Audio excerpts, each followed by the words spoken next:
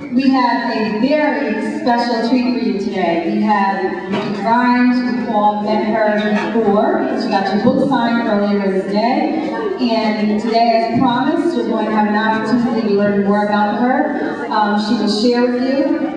Our students here at Clemente have read Denisha Brown, Class Clown, Jasmine's Notebook, which you may read next year, and Ron's Masquerade, which you might read even in 7th and 8th grade. I think I left out one book. Who knows the book I left out? Okay, over here. What did I leave out? The big, I don't think that was it. That was another author. Blue. Exactly. So I think that covers all the books that we've read here at Clemente, but it does not cover all the books that Ms. Grimes has written. So I give you Ms. Grimes, and she will tell you more about herself and share with you her wonderful gift. Thank you. Enjoy.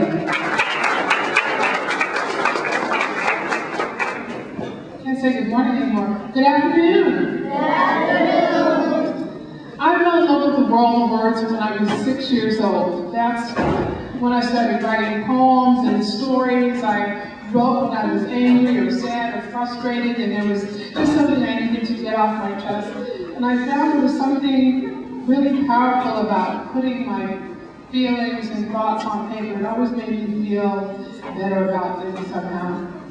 I also love to read, but I read for very different reasons. I love the books because they help me to escape from the world around me.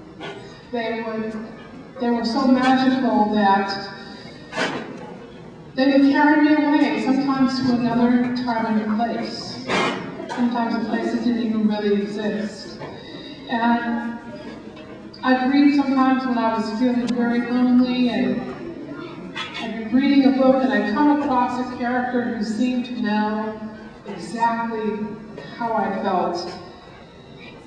And whenever that would happen, it would make me feel a little less alone in the world. And I think that's one of the truly amazing things about books.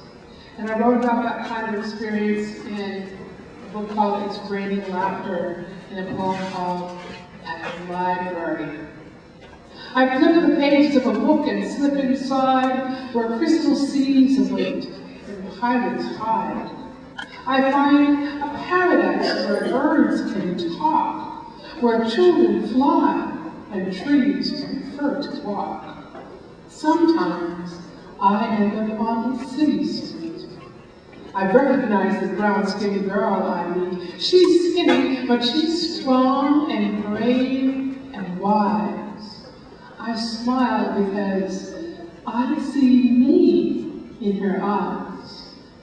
Now I'm afraid I didn't find too many books like that when I was growing up. And it's not because I wasn't looking for them. I spent a lot of time in the library, the school library, the public library. I'd go every week and I'd borrow 5 books and take them home and read them all and come back and borrow 5 more. But most of those books let me down in one respect. Very few of them had anybody in them who looked like me, or lived in the city, or had my kind of life experience. And so when I would read book after book after book without seeing myself, it made me feel invisible. And nobody should feel invisible between the pages of the book. And so I thought, one day I'll write books about people who look and feel like me. In the meantime, I read every book I could get my hands on. And at night I'd go to bed with a flashlight so that I could read after the lights were out. Any flashlight readers here? Only a couple that will admit to it. Okay, good. Well, hopefully you're smarter than I was. I thought nobody knew what I was doing because nobody ever stopped me. And of course, later I discovered everybody knew what I was doing, but they let me do it anyway because reading is a good thing. But no matter how much I read at home, I would still always return to the library. One of my favorite libraries in New York City was the main branch on 42nd Street. If you've ever seen Beauty and the Beast, how many people have seen Beauty and the Beast? Okay, remember that fabulous library that Belle had? I'm pretty sure the artists at Disney were sent to the 42nd Street Library to make sketches, because that's what that library reminds me of.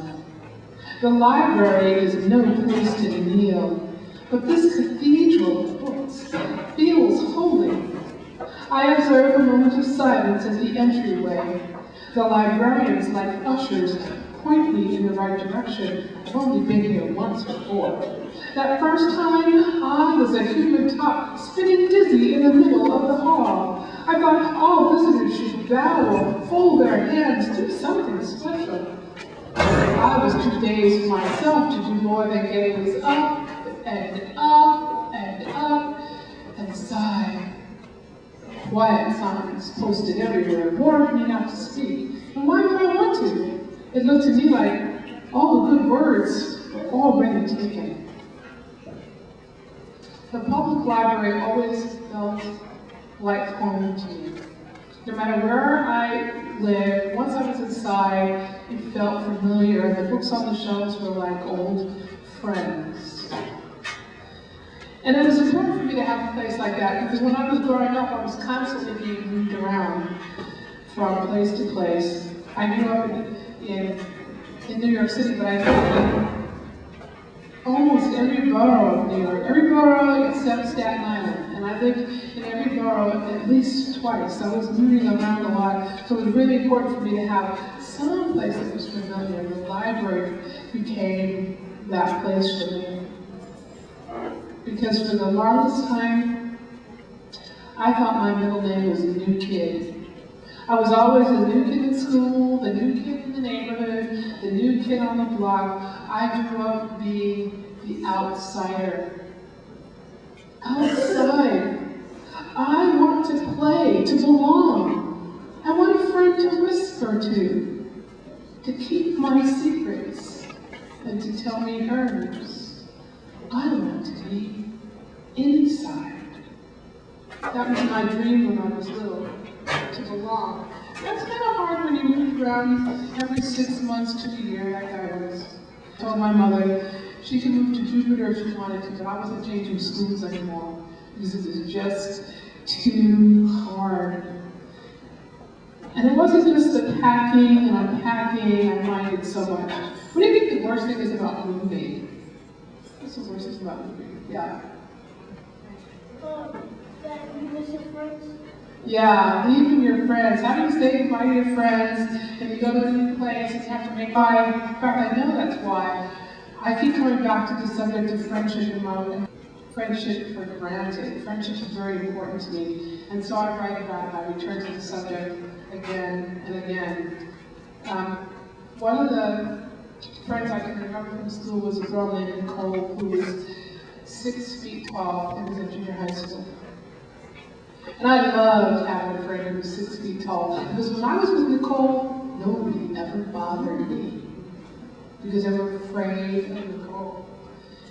And the funny thing was, she was so shy and so nice and quiet. She never would hurt a fly, but nobody ever found that out, because very few people got to know her because they were afraid of her. Well, I thought about her when I was writing a poem about a boy named Marcus Toussaint, who was also very, very tall. Marcus is conspicuous most everywhere we go, yet he's not keen on being tall. I'm his best friend, I know. His height sure comes in handy though when tough kids bother me. Marcus shows up, and they run off. I'm just glad they can't see how scared Marcus Toussaint is. He's only brave outside, but I can always count on him to help protect my mind. Good to have a friend like that.